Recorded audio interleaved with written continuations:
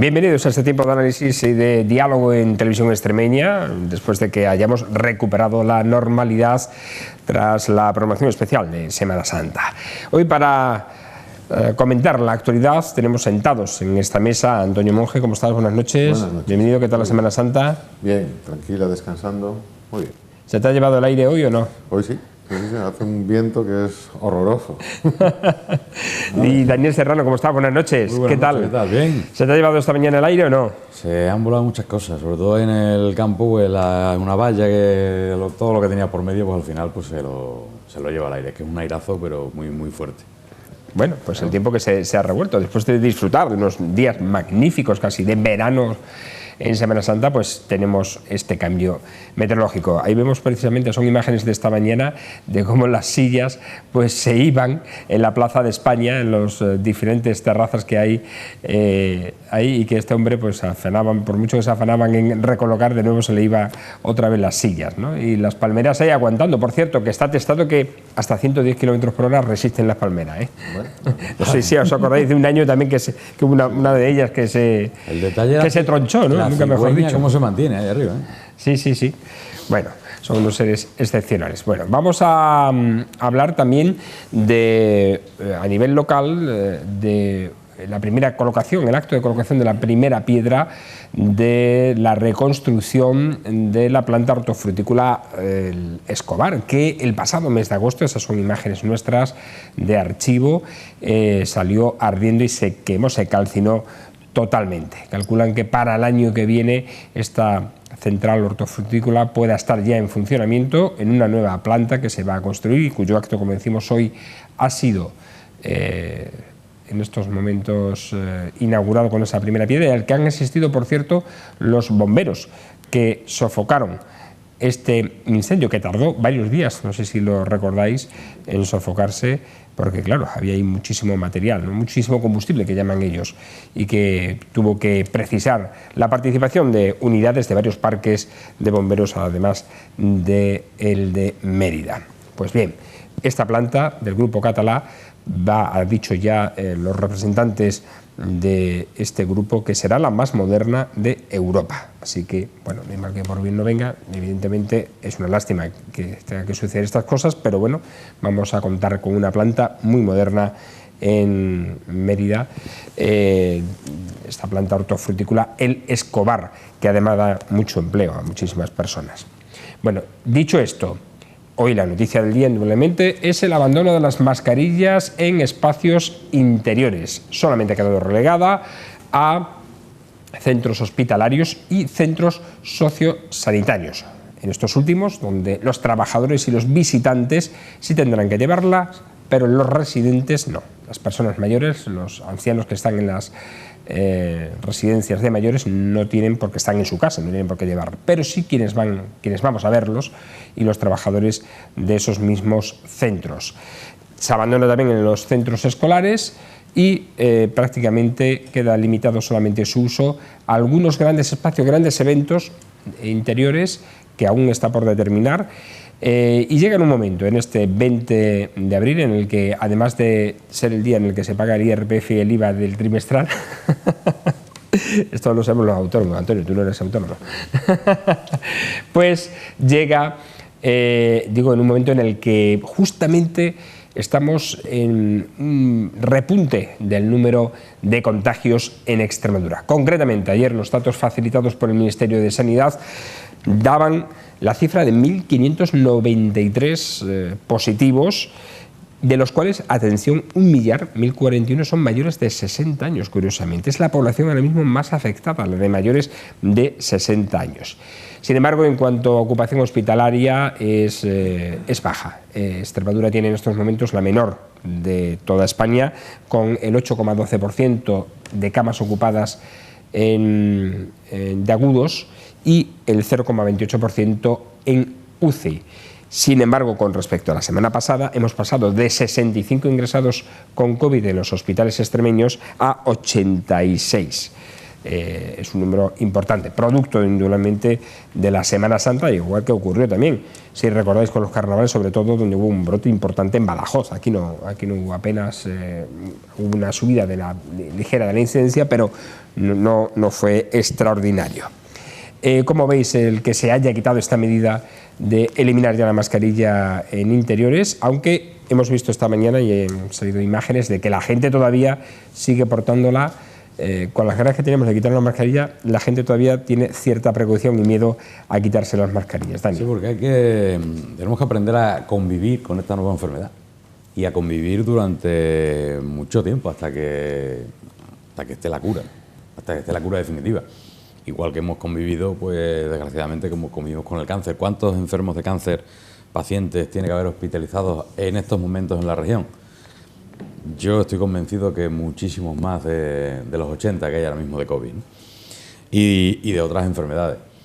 Que no es que sea buena noticia ni mala noticia el que haya, siempre es malo, lógicamente, que haya enfermos por esta nueva enfermedad.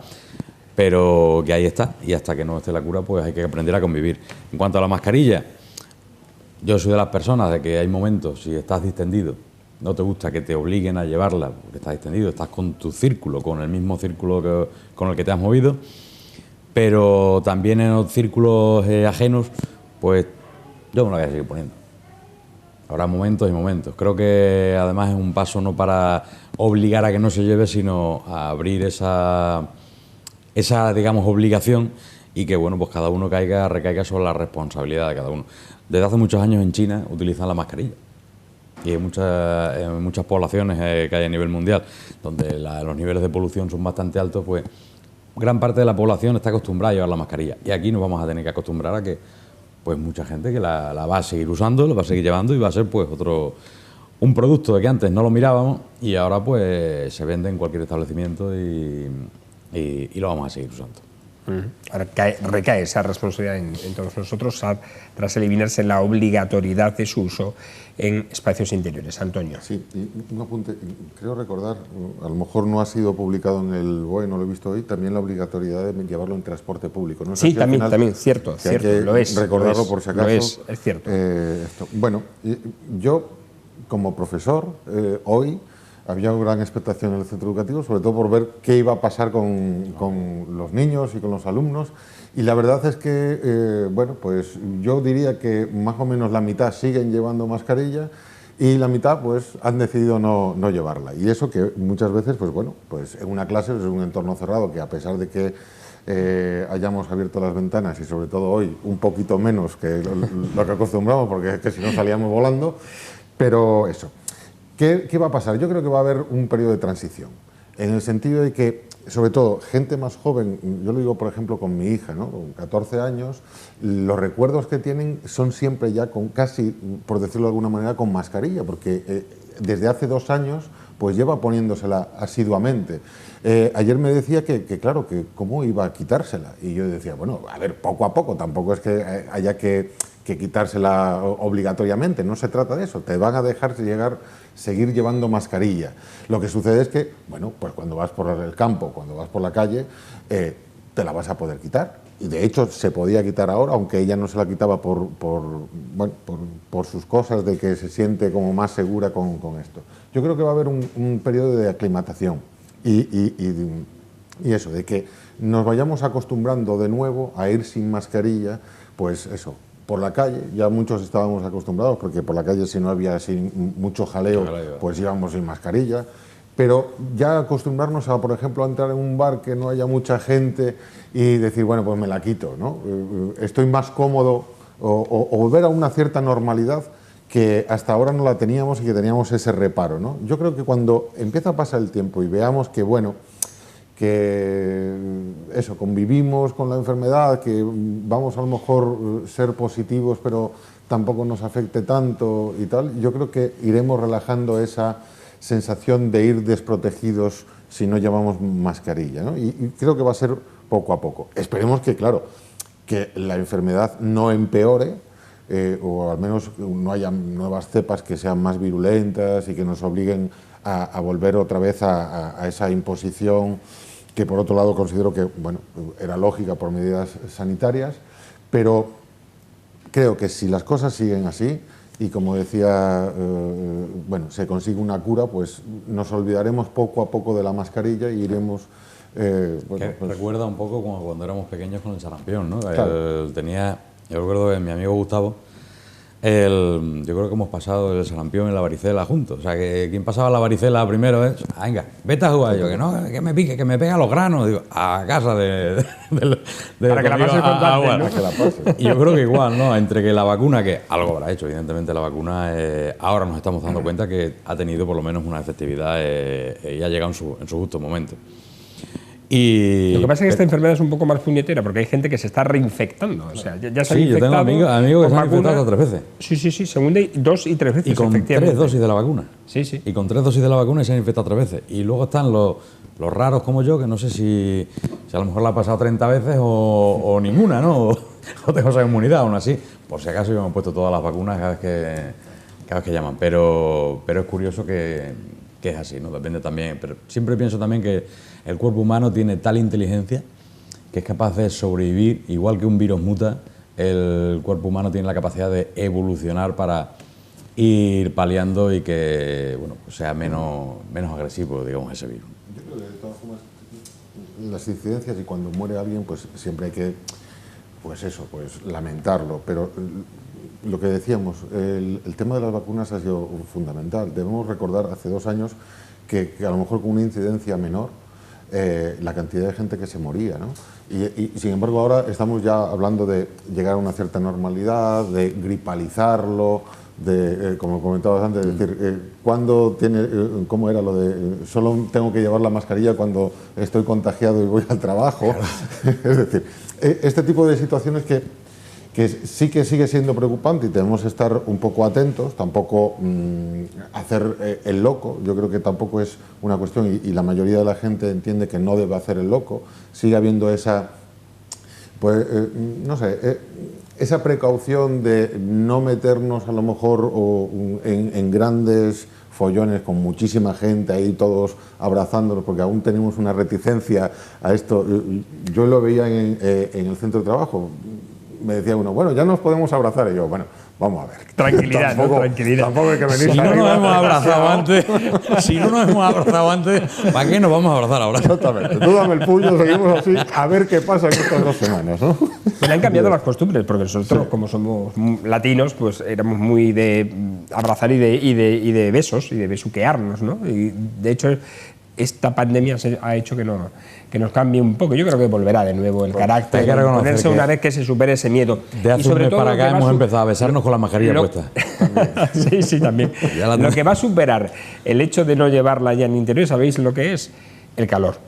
También. Que en esta tierra es importante y que, bueno, nos ha tocado un cambio de tiempo, bueno, pues casi que apetece llevar la mascarilla por evitar el fresquito, ¿no? Y el frío que ha vuelto a instalarse. El calor y la gente con gafas, que yo creo que son los que peor lo han pasado. Sí. Con la mascarilla. Sí, es cierto. Porque es una tortura con gafas. Sí. Yo tengo amigos. Tengo amigos y amigas que es fatal, o sea, del sector, profesores que dicen, ¿y qué hago? Me doy de baja, o sea, no ver absolutamente nada porque al momento que se genera ese vaho, pues nada, ni ya puedes utilizar toallitas, todo. La saliva, dicen, un poquito más asqueroso, pero es lo que más funcionaba para ello, pero aún así son gente que lo ha pasado fatal. Bueno, si tu propia saliva, oye, no tiene que dar asco tampoco. Bueno, o dejar caer un poco más las gafas. Tampoco pasa nada, ¿no? Exacto.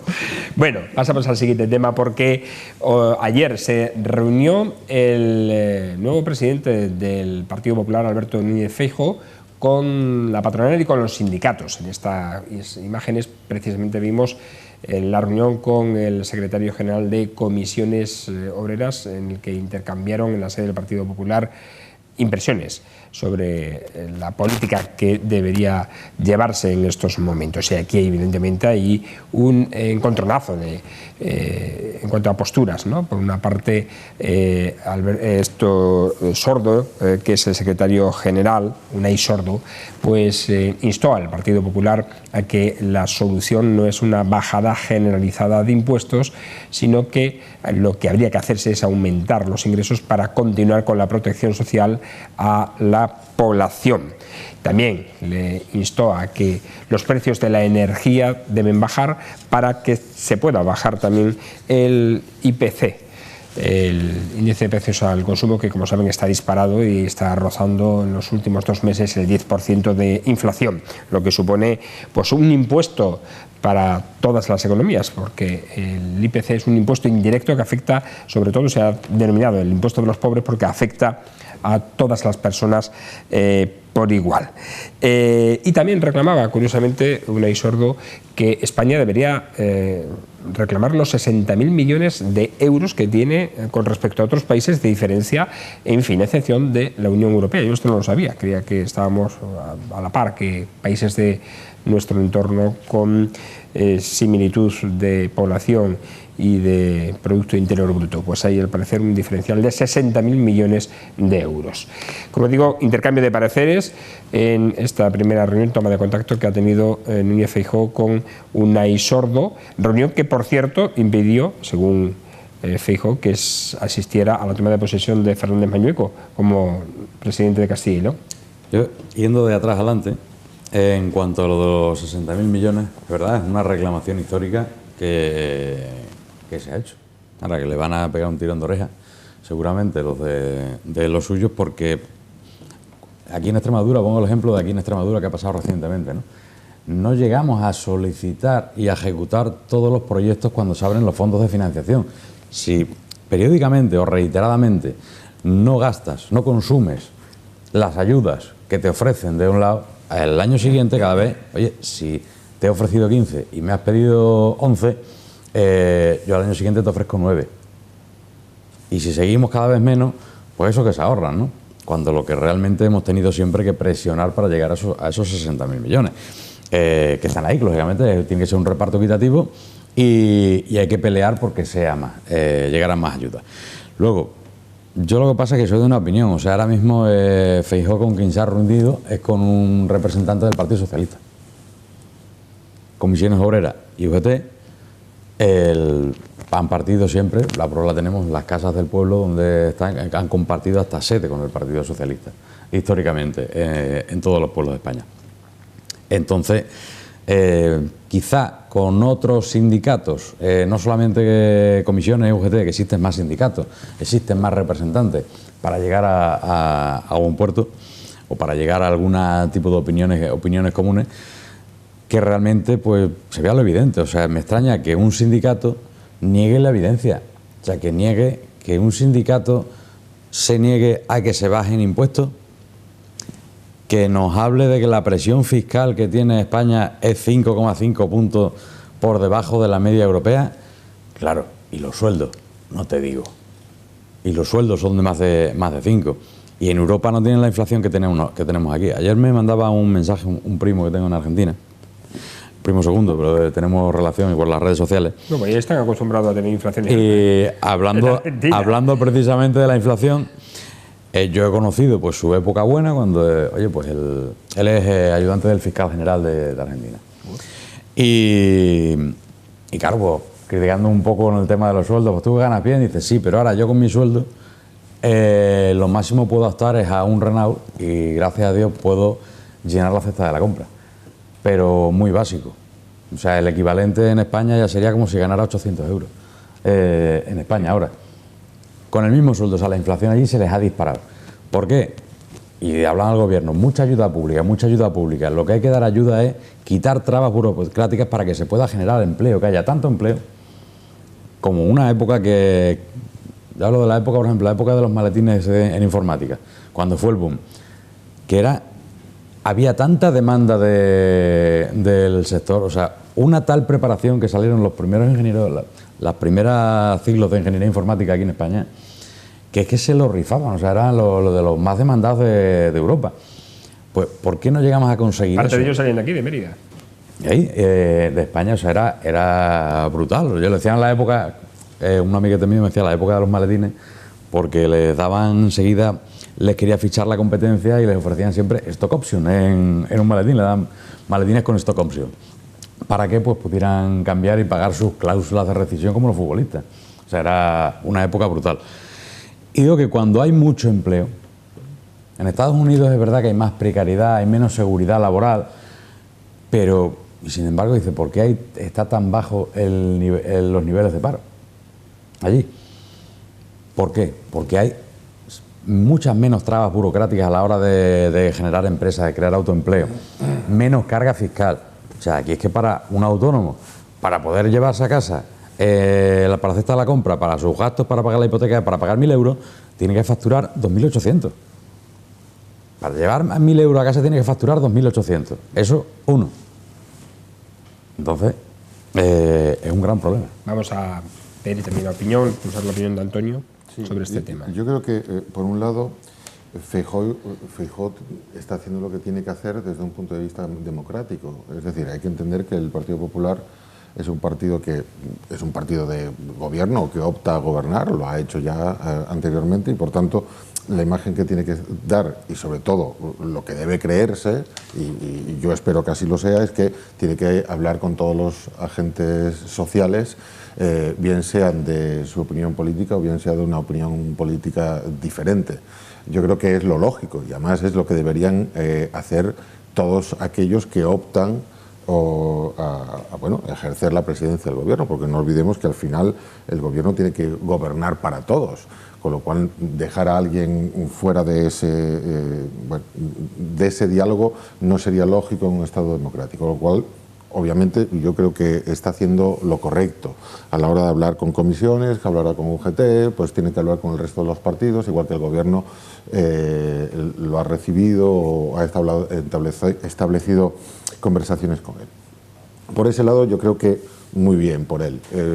Además él también, desde ese punto de vista, yo como un gallego de procedencia conozco su acción política en Galicia y hay que tener en cuenta que bueno, él tiene un perfil muy de gobernante.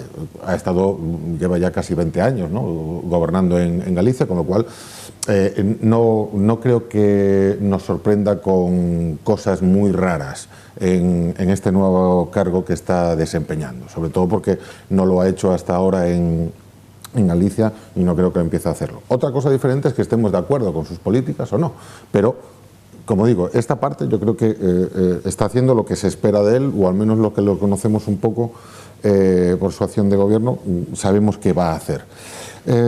Respecto a la noticia en sí, claro, Unai Sordo cuando habla de los 60.000 millones se refiere al diferencial que existe entre lo que se puede recaudar desde el punto de vista fiscal si tuviésemos la misma presión fiscal que el resto de los países de la Unión Europea.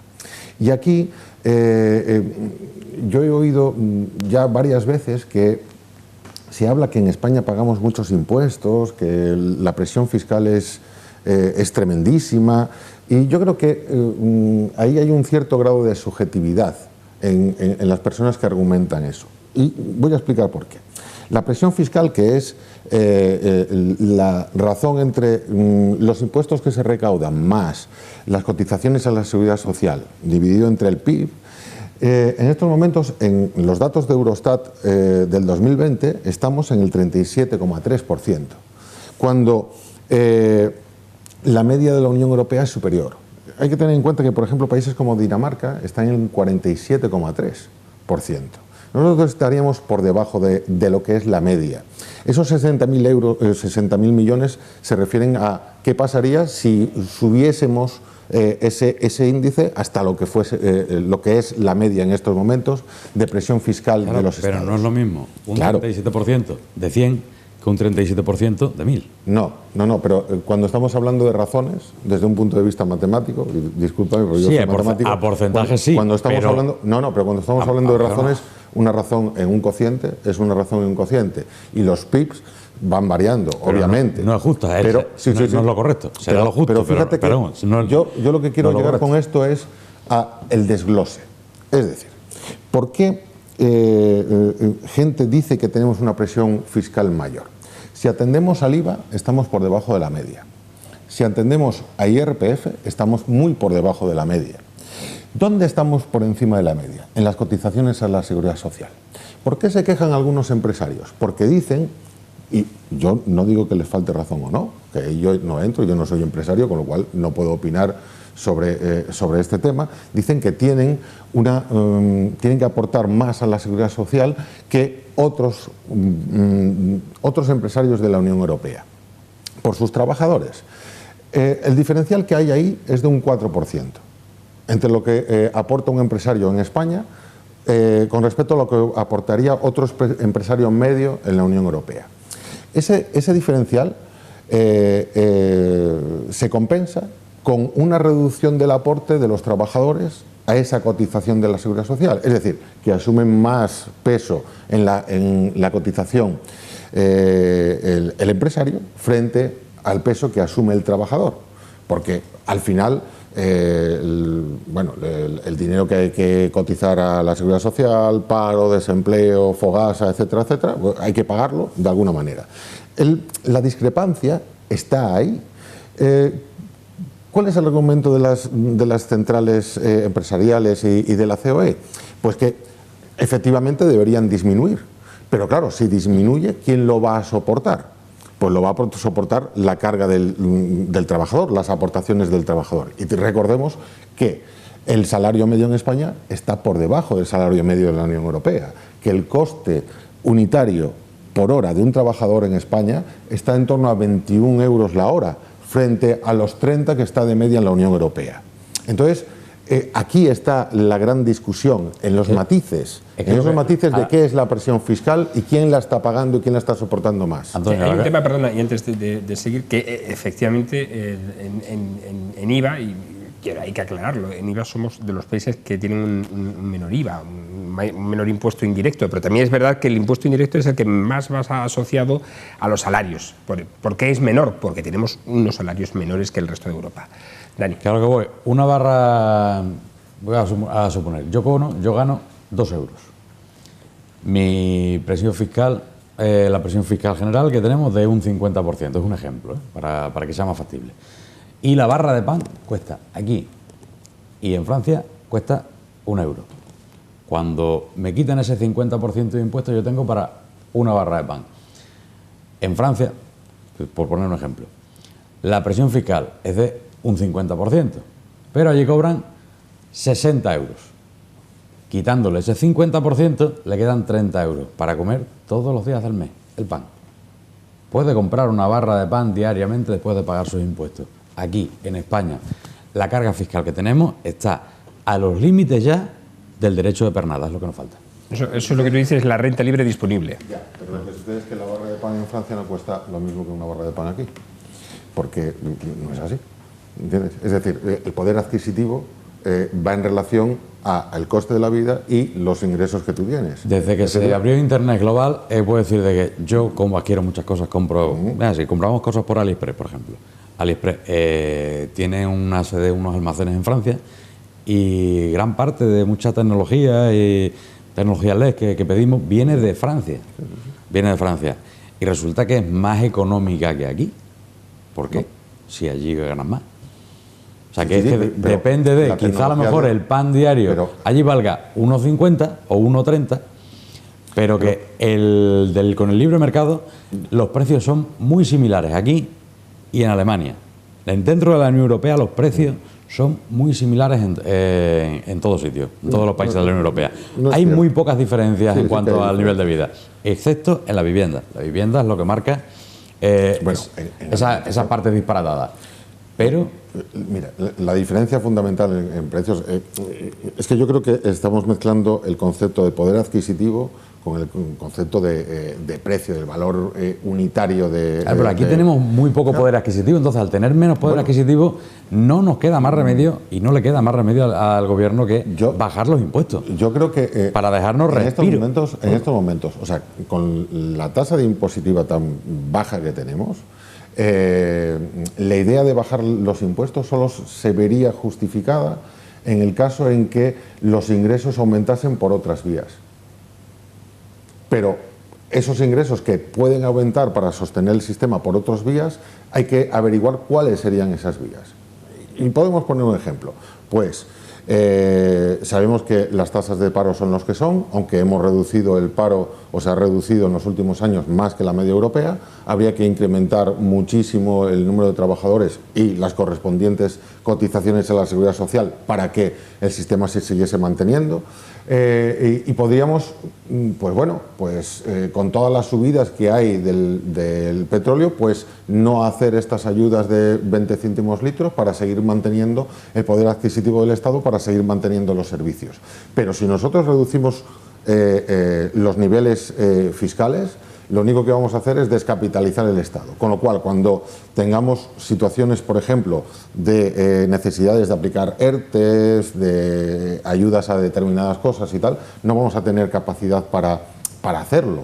Entonces, aquí simplemente me parece bien la propuesta, y digo, me parece lógica y en la línea la propuesta que tiene Mariano Rajoy, en el sentido de que yo, mi nicho de mercado, lo único que puedo argumentar en estos momentos para captar la atención de la gente es decir que vamos a bajar los impuestos. Ya lo hizo Mariano Rajoy, ya lo hizo Aznar, es decir, está en su línea, dentro de un concepto ideológico, un concepto liberal del mercado, es lo que puede hacer. De hecho, es que no tiene más margen, porque la discusión que hay aquí es un partido de derechas que va a proponer, desde un punto de vista económico, una bajada de impuestos. Es de libro, es que no se está inventando nada. Un partido de izquierdas, ¿qué es lo que va a proponer? Pues mantener el estado de bienestar.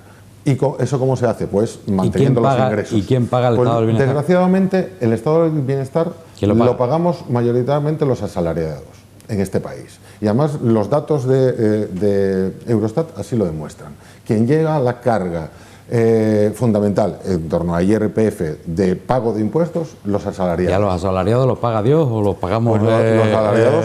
Efectivamente. Los paga el empresario. Pues, por lo tanto, los asalariados esa lo carga, paga el propio Estado, lo pagan los empresarios, lo pagan efectivamente todos. Igual que digo que la parte de funcionarial, pero tenéis una carga fiscal mayor que el resto. ¿Cuánto es la media del impuesto de sociedades en este país? El 6%. ¿La media? Sí. 6%. ¿De dónde? Pues ya me tengo que apuntar a ese epígrafe. Datos me tengo que apuntar a ese epígrafe. De Eurostat del 2020. Pues me tengo que apuntar a la media del impuesto de sociedades. La media. Pues estos son las grandes compañías las que lo bajan tanto. Lo que lo bajan, porque las pequeñas empresas, la PYME paga su 20%. Su 22. Su 22. Exactamente. Pero las grandes sociedades lo pagan en volumen total. En volumen total. Sí. Bajan la media. Claro. A ver. Entonces, pues no real. Aquí estamos hablando de que a quién le vamos a bajar los impuestos. Porque a mí me gustaría saberlo, aún no está desvelado. ¿A quién se lo vamos a bajar? Porque yo desde un punto de vista de ciudadano digo yo, venga, que me lo bajen a mí. Pero es la misma regla de tres cuando decimos al grande. Claro, en este caso se le han reducido al grande, se le ha reducido eso para que contrata más gente. Pero también si se lo reducen al pequeño, vamos a ver nuestro caso que somos los dos autónomos. Si nos reducieran la carga fiscal, yo no tuviera que pagar ese volumen del impuesto a sociedades, ni todas las cosas que estamos pagando. Podría dar trabajo contratar una persona, tampoco mucho, pero yo podría contratar una persona. Pero ahora mismo, con lo que hay que pagar de impuestos, yo no puedo contratar a esa persona. Bueno, en estos momentos es imposible. También, en cuanto a y eso suma de cada autónomo de Mérida, ya no he hablado de fuera, de Mérida, que le pueda reducir esa carga fiscal para que pueda contratar una persona, estamos hablando de mucho. Pero estamos teniendo una carga fiscal en cuanto al coste en salario bruto de un trabajador de un 30% con respecto a su salario bruto, en cargas fiscales, un 30%. Yo creo que llega con eso del 40%. Más. En media estamos hablando del 30%. ¿Por qué? Porque hay que aplicar después y hay que juntar en media las desgravaciones, exenciones, etcétera, etcétera. De media. En media. Estamos entre un 30 y un 34% en España, que también es ligeramente por debajo de la media europea. Es decir, solo nos está... Me voy a apuntar las bonificaciones esa, porque me gusta de un 40%. Os paso los enlaces de las páginas de tal. Lo que pasa es que, claro... La media no la está fastidiando alguien. Sí, totalmente. Bueno, te digo que yo en esto no quiero... Por propia experiencia... O sea, yo tengo también compañeros que son autónomos, pequeñas empresas, y yo entiendo que se pase mal, ¿no? Lo que pasa es que, claro, cuando estamos hablando de rebajas fiscales, hay que decir a quién, porque el que está pagando el 6% de impuestos de sociedades, ¿qué más le vamos a rebajar?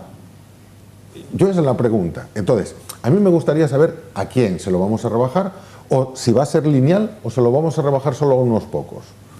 Me gustaría saberlo, porque a lo mejor entendemos, tanto tú como yo, que a lo mejor no es justo que se lo rebajen a todos por igual, aunque muchos después generen mucho trabajo, porque una rebaja pequeña a lo mejor no te saca del apuro en el que estás. Pienso que la rebaja tiene que ser a todos por igual, pero también es verdad que ahora mismo los que peor o mayor carga, estamos soportando esa carga, porque esa media es un poco que parece ideado por el gobierno, otro chiringuito del gobierno para que para que baje la media, digamos. Ahí me dice un 6% de carga fiscal cuando el mes de enero, mientras ves asalariados con su paga extra, ¿sabes? Y el mes de diciembre dices, nosotros los autónomos tenemos que comprar los turrones en septiembre, ¿sabes? Porque a diciembre empieza, oye, que hay que guardar, porque en enero nos cuesta de enero. Nosotros tenemos el edificio de enero directamente, ¿sabes? En vertical. Entonces eso hay que pagarlo. Y de un 22% a un 6%, ostras, o sea, la media no la están pisando, o sea, la media es engañosa, en fin, realmente. Oye, es muy interesante este debate que estamos manteniendo aquí en torno a la carga impositiva. Seguramente lo tocaremos en otra picota más, porque habrá que afrontar tarde o temprano un cambio de modelo, ¿no? Que sea un poquito más equitativo, ciertamente, porque está soportado sobre todo esa carga impositiva por las clases medias y medias bajas, sobre todo, evidentemente. Son las que más sufren esa carga impositiva. Hablaremos de ello. Gracias a Dani Serrano por estar hoy aquí con nosotros en la picota. Muchísimas gracias a vosotros. Gracias a Antonio Monge, que tengas una buena semana, que no se os lleve el aire, y a ustedes agradecerles como siempre su atención, y estándoles a que nos sigan en las redes sociales y en la página web de televisionextremeña.com, donde pueden informarse de todo lo que acontece. Mañana les esperamos aquí en la picota en torno a las 10 menos 25 de la noche, tanto en la TDT, la televisión, como en los medios digitales. Hasta entonces, buenas noches y sean felices.